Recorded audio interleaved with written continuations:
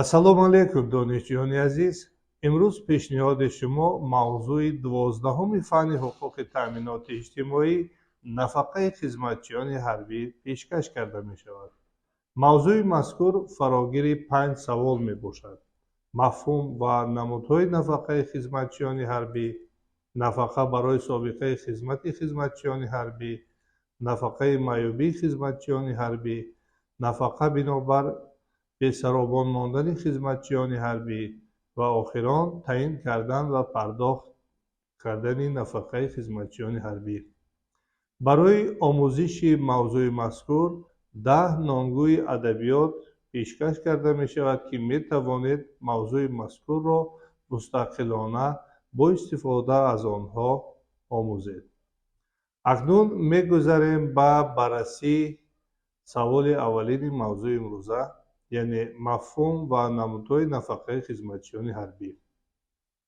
нафақаи хизматчиёни ҳарбӣ шакли таъминоти моддӣ дар шакли пардохтҳои ҳармоҳие мебошад, ки аз ҷониби давлат дар ҳолатҳои пешбининамудаи қонунгузорӣ ба шахсони алоҳида муқаррар карда мешавад. дар асоси Қонуни Ҷумҳурии Тоҷикистон аз 1 декабри соли 1994 дар бораи таъмини нафақаи хизматчиёни ҳарбӣ, нафақаи хизматчиёни ҳарбӣ нисбати шахсони зерин татбиқ мешавад. аввалан, сокинони Ҷумҳурии Тоҷикистон, шахсоне ки ҳамчун афсар ва прапорщик ё аз рӯи қарордод ба сифати сарбоз, сержант ва старшина дар қувваҳои мусаллаҳи Ҷумҳурии Тоҷикистон, дар қушунҳои сарҳадӣ ва дохилӣ,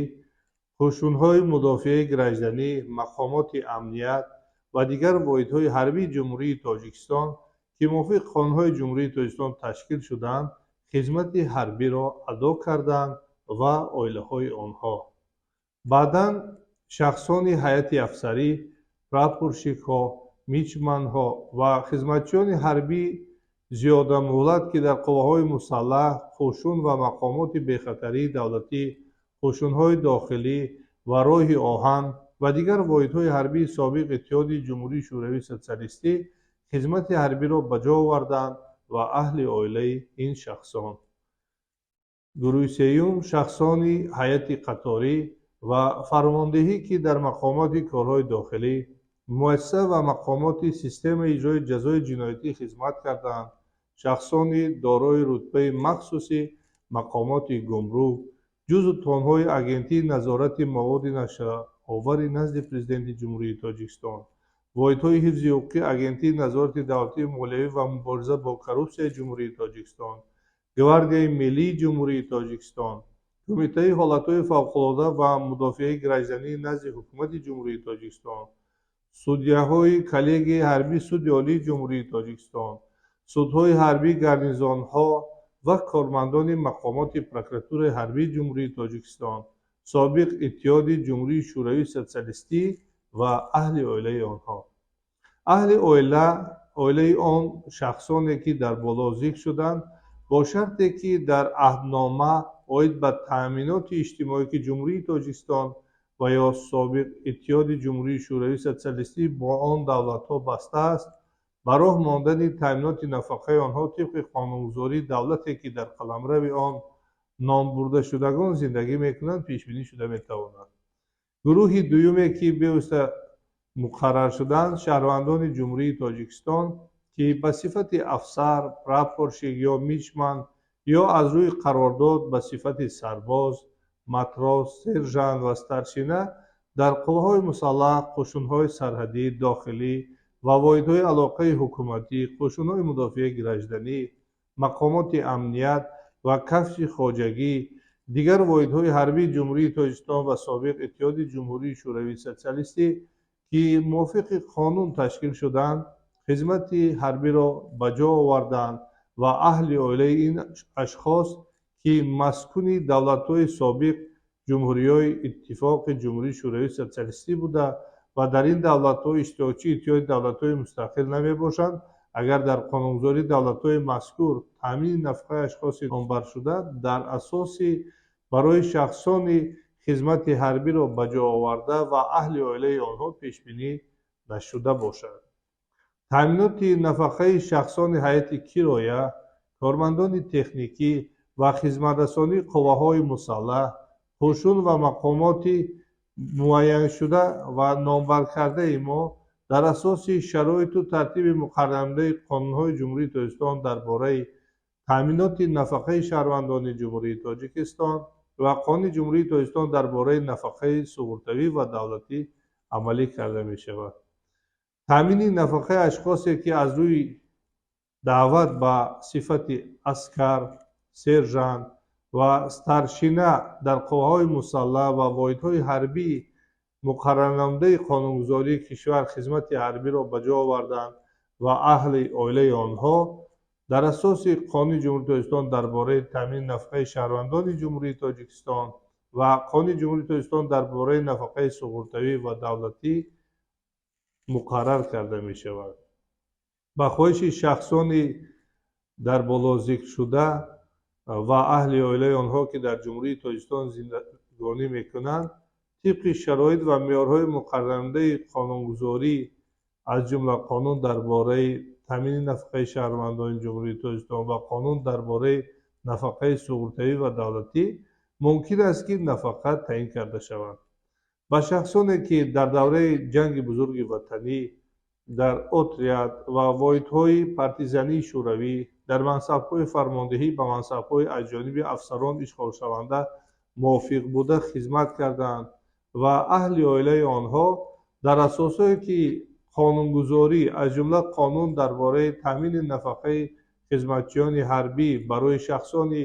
ба сифати афсар хизмати ҳарбиро ба ҷо оварда ва аҳли оилаи онҳо пешбинӣ намудааст, нафақа таъин карда мешавад. ба шахсоне ки дар хизмати ҳарбӣ зиёда аз муҳлат мондаанд, занҳое ки ба таври ихтиёрӣ дар мансабҳои сарбоз, матрос, сержант ва старшина хизмати ҳарбиро ба ҷо овардаанд ва аҳли оилаи онҳо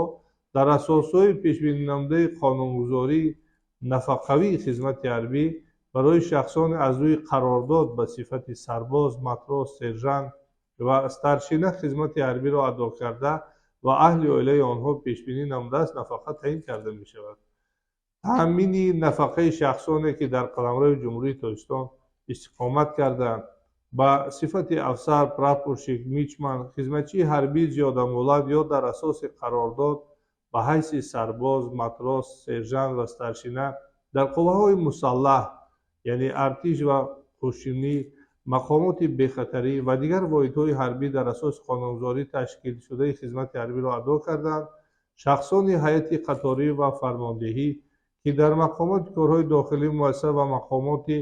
низоми иҷрои ҷазои ҷиноятӣ хизмат карданд, шахсоне ки рутбаҳои махсус дошта дар мақомоти гумрук, ҷузу томҳои агентии назорати маводи нашоавари назди Президенти Ҷумҳурии Тоҷикистон, воҳидҳои ҳифзи ҳуқуқи агентии назорати давлатии молиявӣ ва мубориза ба коррупсияи Ҷумҳурии Тоҷикистон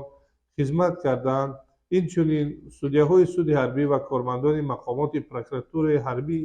ва дигар давлатҳо ки ба онҳо Ҷумҳурии Тоҷикистон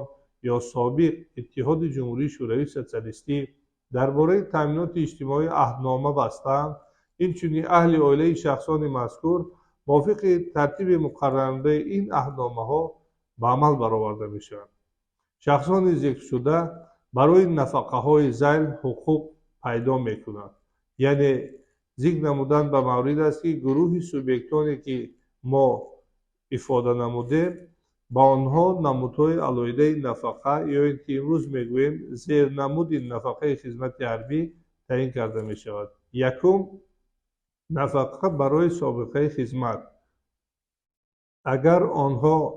собиқа дар хизмати ҳарбӣ ва ё собиқа дар хизмати мақомоти корҳои дохилии муассиса ва мақомоти низоми иҷроияи ҷазои ҷиноятии гумрук, ҷузу томҳои агентии назорати маводи нашоавари назди Президенти Ҷумҳурии Тоҷикистон, воҳидҳои ҳифзи ҳуқуқи агентии назорати давлатии молиявӣ ва мубориза ба коррупсияи Ҷумҳурии Тоҷикистон, гвардияи миллии Ҷумҳурии Тоҷикистон, кумитаи ҳолатҳои фавқулода ва мудофиаи граждании назди ҳукумати Ҷумҳурии Тоҷикистон дар вазифаи судяи суди ҳарбӣ дар мақомоти прокуратураи ҳарбӣ ки қонунгузорӣ пешбинӣ кардааст, хизмат намуда бошанд. дуюм, барои маъюбӣ агар онҳо дар шароити қонунгузорӣ муқаррар намудааст маъюб шуда бошанд. ва сеюм, ҳангоми ҳалокат ё вафоти ашхоси зикргардида оилаи онҳо дар сурати мавҷуд будани шароити дар қонун пешбинишуда ба гирифтани нафақа ба сабаби маҳрум шудани саробон ҳуқуқ пайдо мекунанд. оилаи нафақахӯрони вафоткарда аз зумраи ашхоси зикршуда дар асоси умумӣ ба оилаи ашхосе ки дар давраи адои хизмат вафот карданд бо гирифтани нафақа бо сабаби маҳрум шудани саробон ҳуқуқ пайдо мекунанд. ба шахсони зикршуда ки барои таъмини нафақа ҳуқуқ доранд баъди ҷавоб шудан аз хизмат нафақа таъин карда мешавад. ба ин шахсон нафақа бо сабаби маъюбӣ ва бинобар бесаробон мондан ба оилаҳои онҳо сарфи назар аз давомнокии хизмат ин намуди нафақа таъин мегардад. ба шахсони зикршуда ва аҳли оилаи онҳо ки дар як вақт ба нафақаҳои гуногуни давлатӣ ҳуқуқ доранд бо интихоби онҳо як намуди нафақа таъин карда мешавад. яъне имрӯз вақте ки қонунгузории кишвар нафақаи хизмати ҳарбиро ба се намуд ҷудо мекунад, барои аз рӯи синну солӣ, барои маъюбӣ ва маҳрум шудан аз саробон, ду намуди нафақае ки ҷой дорад, зернамуди нафақа аз ҷумла нафақа аз рӯи синну сол ва нафақаи маъюбӣ барои хизмати ҳарбӣ агар дар якҷоягӣ пайдо шаванд, шахс собиқ хизматчии ҳарбӣ ҳуқуқ дорад аз ин ду намуди зер намудҳои нафақа яке аз онҳоро интихоб кунад. ба шахсони зикршуда ки ҳангоми тарк хондан ва озмудани силоҳи ҳастаии ядроӣ ё дар натиҷаи садама дар объектҳои ҳастаӣ таъиноти гражданӣ ва низомӣ, ҳамчунин ҳангоми бартараф кардани оқибатҳои ин садамаҳо ба таъсири радиатсионӣ гирифтор шуданд ва аҳли оилаи онҳо шартҳои иловагии имтиёзҳои таъин кардани нафақа дода шуда, мувофиқи қонунгузории ҷумҳурии тоҷикистон дар бораи ҳимояи иҷтимоии шаҳрвандон ба таъсири радиатсионӣ гирифторшуда ба нафақа, ёрдампулӣ ва ҷубронпулии онҳо иловапулӣ дода мешавад. нафақа ба шахсони номбаршуда, нафақахӯрон, маъюбон аз зумраи ин шахсон ки аз хизмат ҷавоб дода шуданд ва ба аъзои оилаи нафақахӯрони вафоткарда ёрдампулӣ аз рӯи тартиб ва андозаи муайяннамудаи қонунгузории ҷумҳурии тоҷикистон дода мешавад. таъмини нафақаи шахсони номбаршуда ва аҳли оилаи онҳо вобаста ба ҷои охирини хизмати онҳо аз тарафи мақомоти зерин ба амал бароварда мешавад. аз тарафи вазорати мудофиаи ҷумҳурии тоҷикистон нисбати хизматчиёни ҳарбӣ аз қувваҳои мусаллаҳи ҷумҳурии тоҷикистон,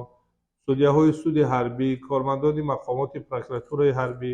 ва дигар сохторҳои ҳарбии ҷумҳурии тоҷикистон ҷавоб додашуда ки мувофиқи қонунгузории ҷумҳурии тоҷикистон ташкил шуданд, инчунин оилаҳои онҳо. аз тарафи вазорати корҳои дохилии ҷумҳурии тоҷикистон нисбати хизматчиёни ҳарбӣ аз қошунҳои дохилӣ рухсатшуда, шахсони ҳайати қаторӣ ва фармондиҳӣ аз мақомоти корҳои дохилии ҷумҳурии тоҷикистон ҷавоб додашуда, инчунин аҳли оилаи онҳо. аз тарафи кумитаи давлатии амнияти миллии ҷумҳурии тоҷикистон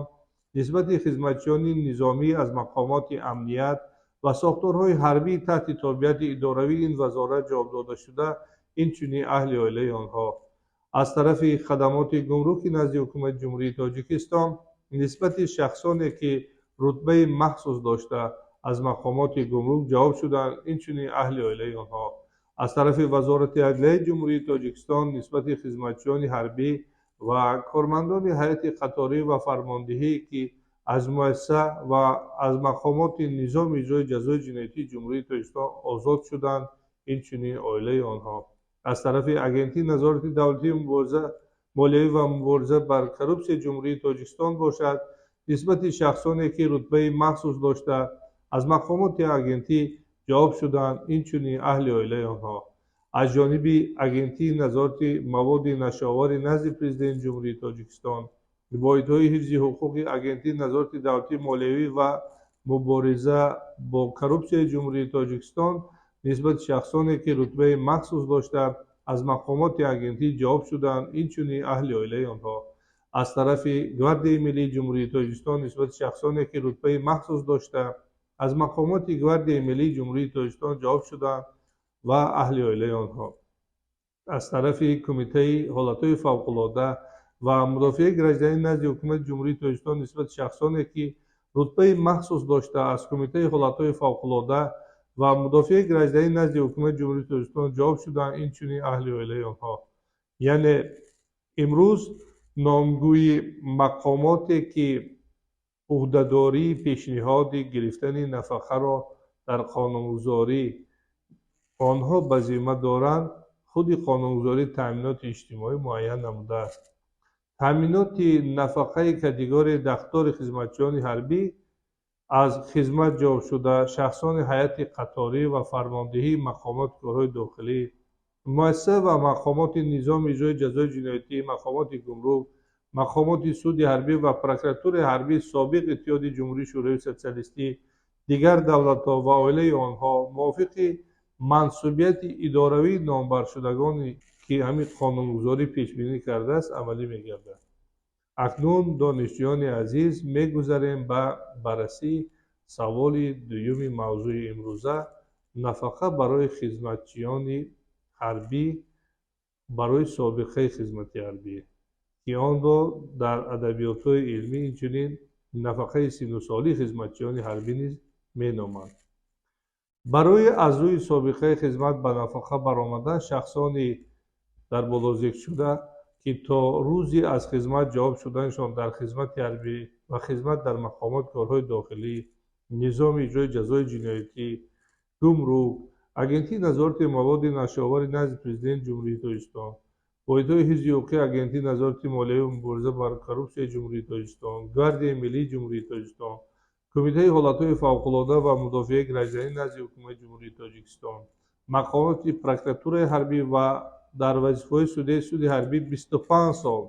و زیاده از آن سابقه خدمت دارند حقوق پیدا می‌نمایند. اندازه نفقه به شخصان ذکر شده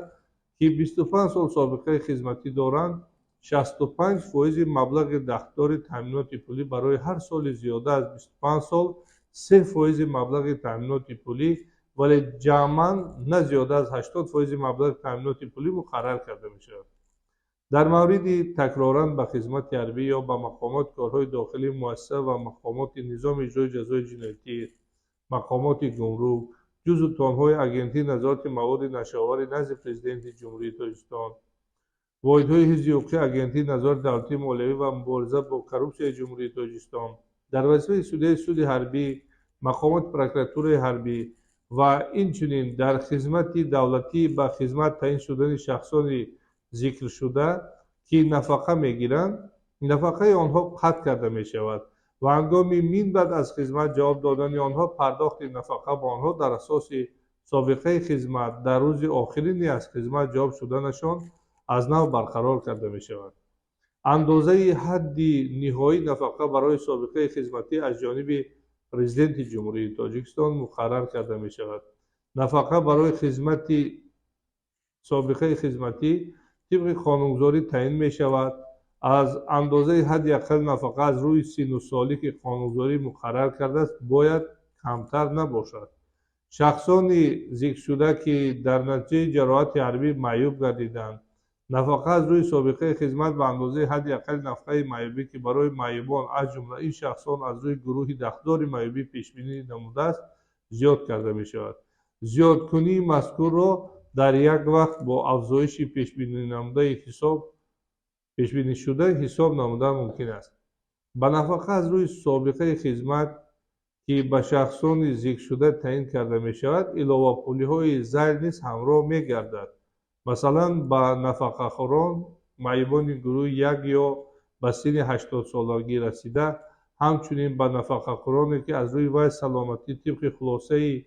مؤسسه طبابتی به نگاهبین، کمک، نظارت دائمی شخص دیگر احتیاج دارند، برای نگاهبین کردن نفقه خوران به اندازه 50% نفقه حد اقل از روی 39 سال که در قانونگذاری مقرر شده است بیوسته علاوه پولی داده می شود. با نفقه خورانی که کار نمی کنند به سن 55 سالگی رسیدند یا معیوب بوده در تامیناتشان اعضای غیر قابل مهنت عائله دارند، به هر سری آنها ولی نه زیاده به 3 اعضای غیر قابل مهنت عائله به اندازه 50% به عضو غیر قابل مهنت عائله ки маъюби гурӯҳи се мебошад 30% андозаи ҳадди аққали нафақаи пиронсолӣ муқаррар карда мешавад. дар сурати дар як вақт доштани ҳуқуқ ба нафақаи иҷтимоӣ ва иловапулӣ ба нафақа нисбати узви ғайриқобили меҳнати оила ба яке аз аъзои оила нафақаи иҷтимоӣ таъин карда ва ба нафақа барои ин узви оила иловапулӣ ҳамроҳ кардан мумкин аст.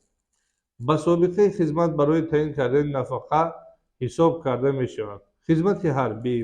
хизмат дар мақомоти корҳои дохилӣ дар вазифаҳои ҳайати қаторӣ ва фармондиҳӣ, хизмат дар отряди партизании шӯравӣ, хизмат дар мақомоти гумрук, хизмат дар воҳидҳои ҳифзи ҳуқуқи агентии назорати давлатии молиявӣ ва мубориза бо коррупсияи ҷумҳурии Тоҷикистон, гвардияи миллии ҷумҳурии Тоҷикистон, кумитаи ҳолатҳои фавқулода ва мудофиаи гражданӣ назди ҳукумати ҷумҳурии Тоҷикистон, ҷузъу томҳои агентии назорати маводи нашооварӣ назди президенти ҷумҳурии Тоҷикистон, воҳидҳои ҳифзи ҳуқуқи агентии назорати давлатии молиявӣ ва мубориза бо коррупсияи ҷумҳурии Тоҷикистон, хизмат дар воҳидҳои полисияи андоз, айни ҳол кумитаи андоз, дар вазифаи судяи суди ҳарбӣ дар мақомоти прокуратураи ҳарбӣ, ё ин ки муҳлати кор дар мақомоти ҳокимияти давлатӣ, вазорату идора ва ташкилотҳои гражданӣ ва ҳамзамон боқӣ мондан дар хизмати ҳарбӣ ё дар кадрҳои вазоратҳову идораҳои дахтдори ҷумҳурии Тоҷикистон. инчунин вақти дар асирӣ будан, агар асирӣ ихтиёрӣ набошад ва хизматчии ҳарбӣ ҳангоми асир буданаш ба ватан ҷиноят накарда бошад, муҳлати сипарӣ кардани ҷазо дар ҳабс будани хизматчии ҳарбӣ, ашхоси ҳайати қаторӣ ва фармондиҳии мақомоти корҳои дохилӣ ва муассисаи мақомоти низоми иҷрои ҷазои ҷиноятӣ, шахсони дорои рутбаи махсуси мақомоти гумрук, воҳидҳои полисияи андоз ё ин ки чуноне ки гуфтем кумитаи андоз, судяҳои суди ҳарбӣ, кормандони мақомоти прокуратураи ҳарбӣ ки беасос ба ҷавобгарӣ ҷиноятӣ кашида шуданд ё баъдан сафед карда шуданд. давраи хизмат дар шароити махсус бояд ба собиқаи хизмат барои таъин намудани нафақа ба шахсони зикршуда дода шуда ба ҳисоби имтиёзнок дохил гардад. ба собиқаи хизмати умумӣ барои таъин намудани нафақа ба шахсони зикршуда ҳисоб намудани собиқаи ғайринизомӣ аз ҷониби ҳукумати ҷумҳурии Тоҷикистон муайян карда мешавад. донишҷӯёни азиз, акнун мегузарем ба баррасии саволи сеюми мавзӯи имрӯза, яъне нафақаи маъюбии хизматчиёни ҳарбӣ. шахсоне ки дар боло номбар шуданд, ки маъюб гардиданд, ба нафақаи маъюбӣ ҳуқуқ доранд. агар онҳо дар давраи хизмат ё то 3 моҳи баъди аз хизмат ҷавоб шуданд ё агар онҳо баъди ин муддат дар инҷои захм, контузия, маслуқӣ ё касалӣ дар давраи хизмат гирифтор буданашон маъюб шуда бошанд. гурӯҳ ва сабабҳои маъюбӣ. инчунин вақти расидани маъюбшавиро комиссияи экспертии тиббии меҳнатӣ муқаррар менамояд, ки он дар асоси низомномае аз тарафи ҳукумати ҷумҳурии Тоҷикистон тасдиқшуда амал мекунад.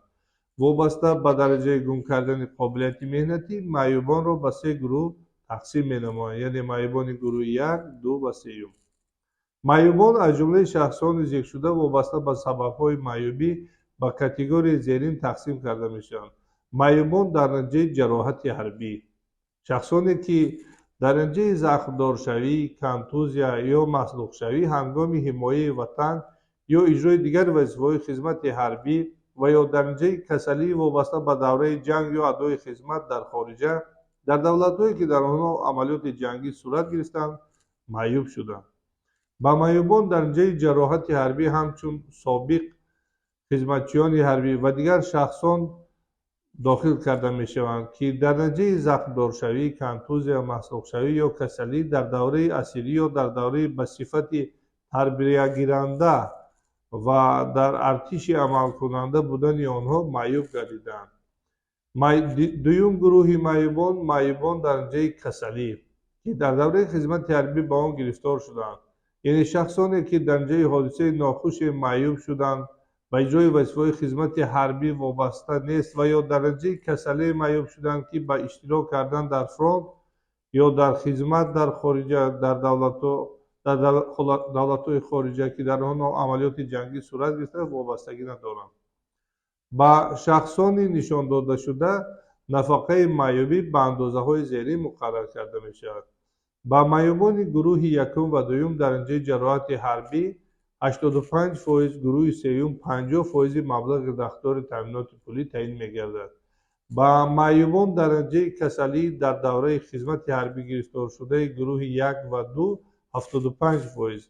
ва гурӯҳи 3 30% маблағҳои дахтори таъминоти пулӣ. нафқаи маъюбӣ ба шахсони зикршуда набояд аз андозаҳои зайд кам бошад. барои маъюбони гурӯҳи 1 ва 2 дараҷаи ҷароҳати ҳарбӣ 200%, гурӯҳи 3 100% андозаи нафақаи ҳадди аққали муқаррарнамудаи Қонунгузории Ҷумҳурии Тоҷикистон аз рӯи синну сол. барои маъюбони гурӯҳи 1 ва 2 дараҷаи касалӣ дар давраи хизмати ҳарбӣ гирифторшуда 100%, гурӯҳи 3 80% андозаи нафқаи ҳадди аққали муқаррарнамудаи Қонунгузории Ҷумҳурии Тоҷикистон аз рӯи синну сол. ба шахсони зикршуда ки маъюби гурӯҳи 1 дониста шудаанд ё ба синни 80-солагӣ расидаанд ё мувофиқи хулосаи муассисаи табобатӣ ва нигоҳубин аз ҷумла муассисаҳои кӯмак, назорати доимӣ шахси дигар эҳтиёҷ доранд, яъне онҳо наметавонанд бидуни шахси дигар фаъолияти ҳаррӯзаи ҳаётии худро баромонанд. инчунин ба маъюбоне ки кор намекунанд ва ба гурӯҳи якуму дуюм дар таъминоташон аъзои ғайриқобили меҳнат доранд, ба нафақа бинобар маъюбӣ ба онҳо инчунин иловапулиҳо замб карда мешавад. ба шахсони зикршуда нафақа аз рӯи маъюбӣ барои давраи маъюбӣ комиссияи экспертизаи тиббию меҳнатии муқаррарнамуда ба мардони маъюби аз 63 сола боло ва занони маъюби аз 58 сола боло бошад барои як умр, яъне ин якумра аст. бо роҳи аз нав муоина кардан фақат бо аризаи шахсиашон дода мешавад. дар мавриди қобили меҳнат донистани нафақахӯре ки ба синни дар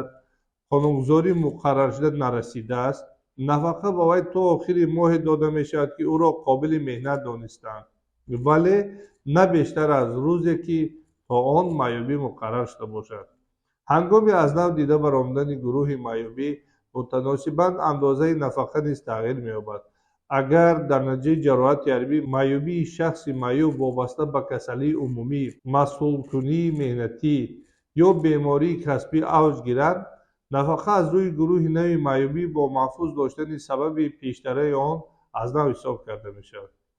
агар маъюб аз зумраи шахсони нишондодашуда дар комиссияи экспертизаи тиббию меҳнатӣ сари вақт аз муоинаи такрорӣ нагузарад, пардохти нафақаи таъиншуда аз рӯзе ки то он ба вай маъюбӣ муқаррар шуда буд боз дошта мешавад. дар мавриди аз нав маъюб донистани вай аз рӯзи ба ӯ аз нав муқаррар намудани маъюбӣ нафақаи таъиншуда пардохт мегардад.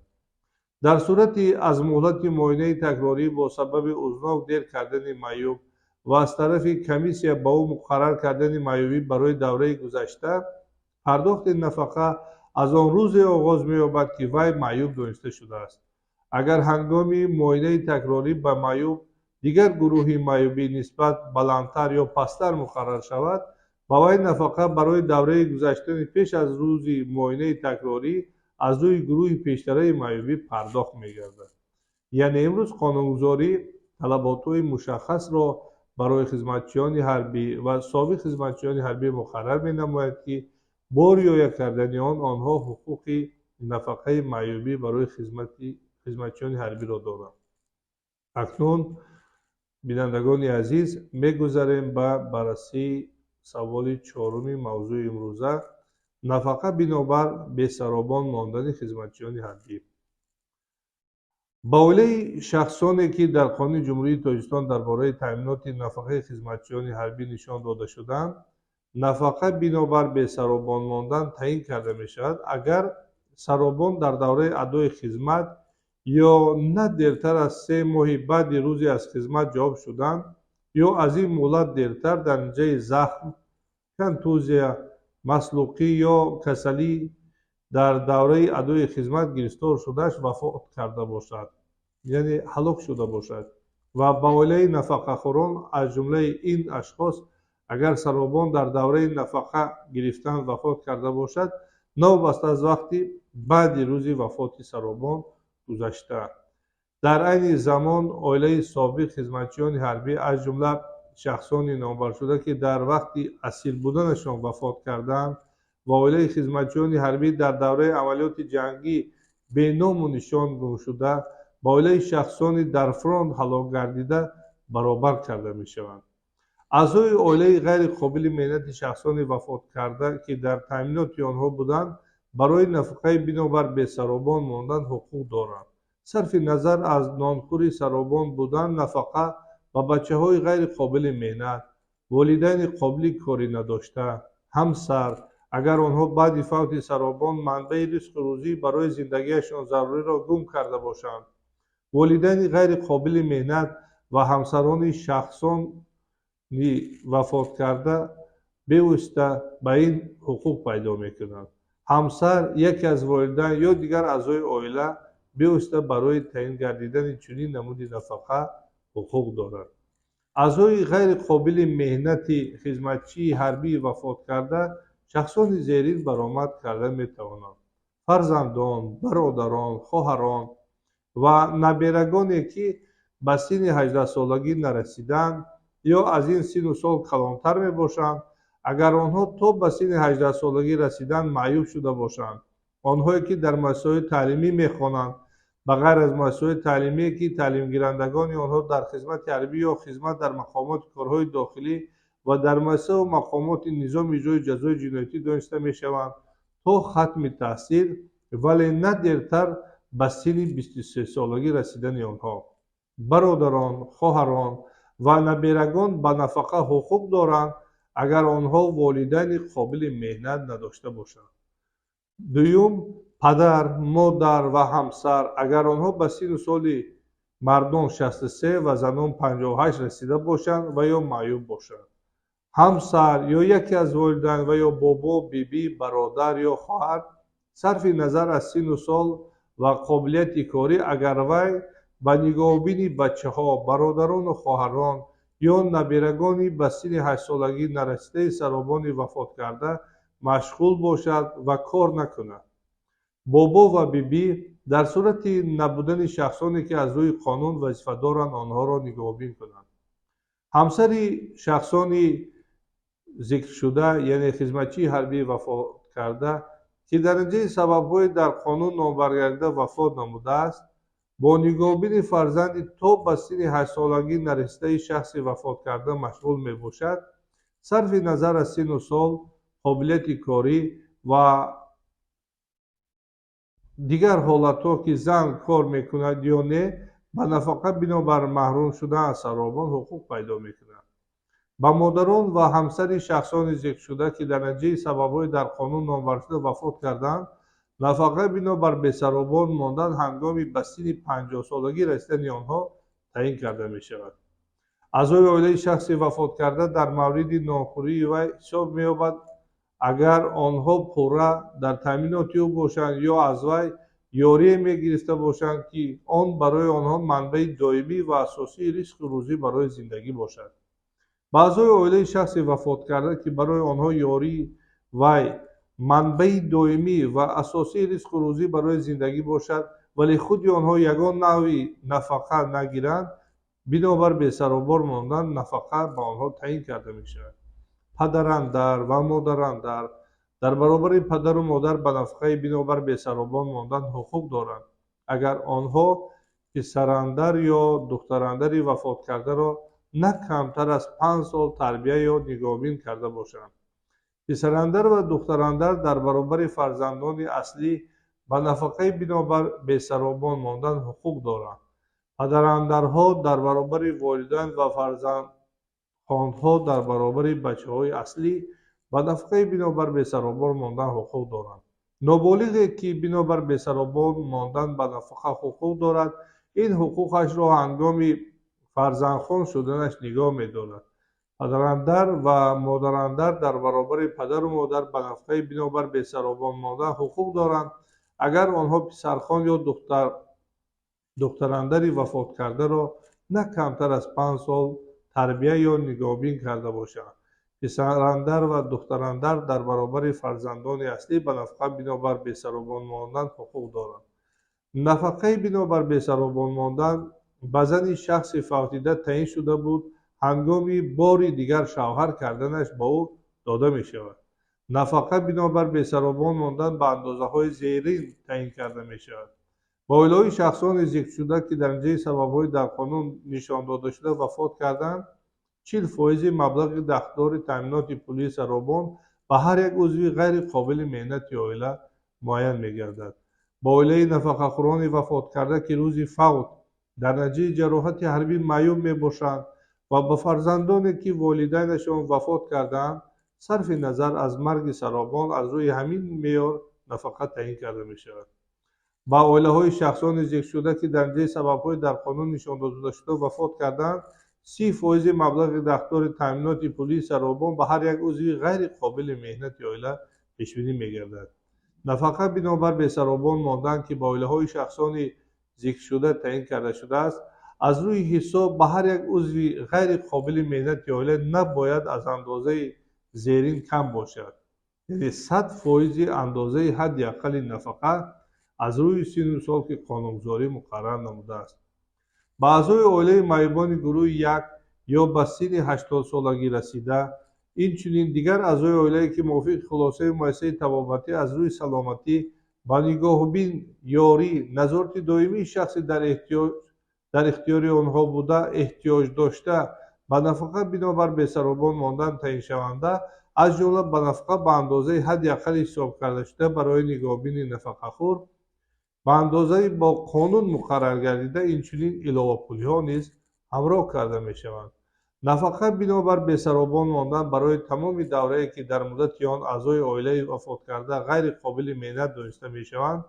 ба аъзои оилаи ба синни муайян, яъне мардон 63 ва занон 58-солагӣ расида якумра таъин карда мешавад.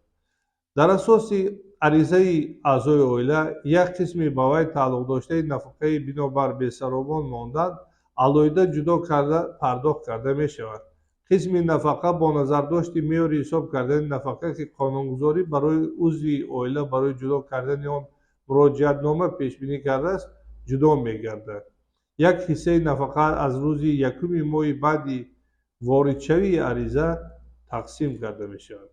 агар дар ҳайати оилае ки ба он бинобар бесаробон мондан нафақа таъин шуда буд тағйироте ба амал ояд ки дар натиҷаи он аъзои оила ё тамоми оила ҳуқуқи нафақаро аз даст диҳанд, андозаи он аз рӯзи 1 моҳи баъди моҳе ки тағйирот ба амал омадааст кам гардида ё пардохти он қатъ мегардад. ба он аъзои оила ки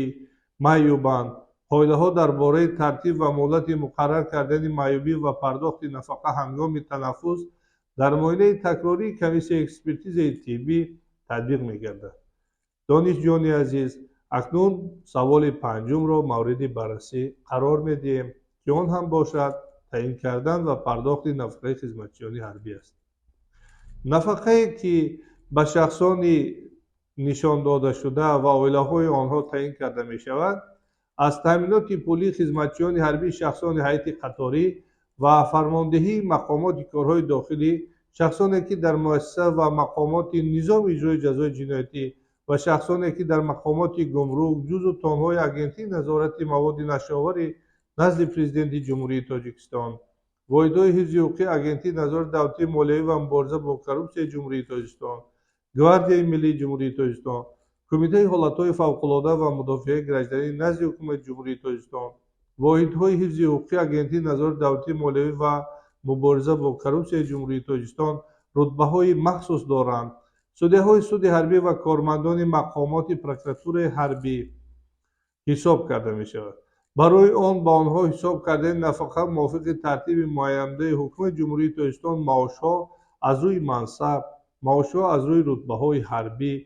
ё махсус бе дар назардошти баланд бардоштани маошҳо барои хизмат дар маҳалҳои дурдасти баландкӯҳ ва дигар шароитҳои махсус ва ҷубронпулиҳо бар ивази сару либоси махсус ва хӯрокхӯрӣ ва изофапулиҳо фоизи барои собиқаи хизмат аз ҷумла пардохтҳо вобаста ба индексасияи таъминоти пулӣ ба ҳисоб гирифта мешаванд. нафақа барои собиқаи хизмат бинобар маъюбӣ ва бинобар бесаробон мондан ки мувофиқи қонун حساب کرده شده تعیین می‌گردد و زیاد کرده می‌شود. با قهرمان اتحاد شوروی و شخصان به هر سه درجه اردن شرف مکافاتانیده شده، شخصانی به عنوان قهرمان تاجیکستان سرفراز گردیده 50% نفقه ولی نه کمتر از 100% اندازه حداقل نفقه از روی سن و سال تعیین می‌گردد. با قهرمانان مهنت سوسیالیستی 25% اندازه نفقه ولی نه کمتر از 50% اندازه حداقل نفقه از روی سن و سال که قانونگذاری جمهوری تاجیکستان معین کرده است مقرر کرده می شود. و شخصانی که با 3 درجه اردن شرف مهنتی، هر 3 درجه اردن برای خدمت وطن در قواهای مسلح یا با اردن ستاره پرزیدنت تاجیکستان سپیتامین مکافاتانیده شدند، به اندازه 15% حداقل نفقه از روی سن و سال تعیین کرده می شود. به اشتراکچیان جنگ بزرگ وطنی و دیگر عملیات جنگی جهت حمایت وطن، از جمله خدمتچیان حربی که در هیئت ارتش‌های عملکننده خدمت کردند و پارتیزانی که با اشتراکچی جنگ بزرگ وطنی می باشد، از جمله هیئت خدمتگزاری غیر نظامی، تربیت گیرندگان و آن نفرانی که در قسم‌های ارتشی عمل کننده خدمت کردند، به اشتراکچیان عملیات جنگی در خارجه از جمله خدمتچیان حربی، شخصان نامبر شده به اندازه 75% نفقه حداقل از روی سن و سال قانونگذاری مقرر کرده است تعیین می‌گردد. به شخصانی که در دوره از 22 سال 1941 تا 3 سپتامبر سال 1945 نه کمتر از 6 ماه در خدمت حربی بودند، اینچنین به شهروندانی که در دوره جنگ بزرگ وطنی نه کمتر از 6 ماه کار کردند، به استثنای وقت کار در محل‌های موقتا از طرف دشمن اشغال شده یا برای مهنت فداکارانه و خدمت بی‌نقصان در عقیبگاه در سالهای جنگ بزرگ وطنی با اردن و مدال‌های اتفاق جمهوری شوروی سوسیالیستی، مدال برای مدافع لنینگراد یا نشان ساکنان لنینگراد در محاصره بوده مکافاتانیده شدند، به اندازه 25% حداقل نفقه از روی سن و سال تعیین می‌گردد. سابق محبوسان نابالغ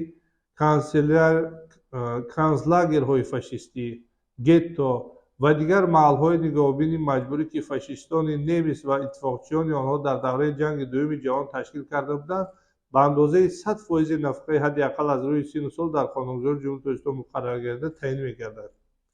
و شخصانی که با سبب‌های سیاسی به اساس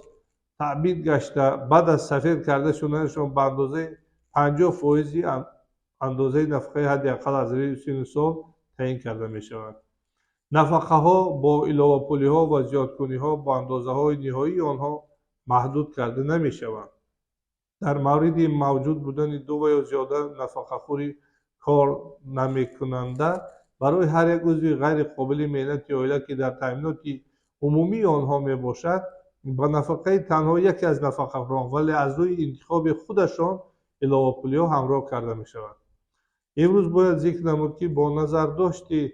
معین کردن سوبیکتان مخصوص از جمله نفرانی که خدمتچیان حربی در صفهای آنها کار و فعالیت میکنند، این سوبیکتان عهده‌داری معینی پیشنهاد حجت‌های نفقه‌گیران را برای گرفتن نفقه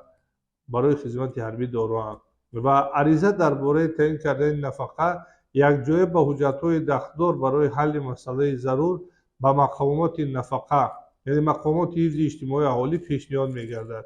و نفقه‌خوران از روی اون حجت‌هایی که پیشنهاد کردند نسبت آنها از 3 نمودی زیر نمودهای نفقه یعنی نفقه خدمتچی حربی از روی سن و سال، نفقه معیوبی خدمتچی حربی و برای اعضای عائله آنها باشد نفقه بنابر محروم شدن از سرابان نفقه تعیین کرده می شود.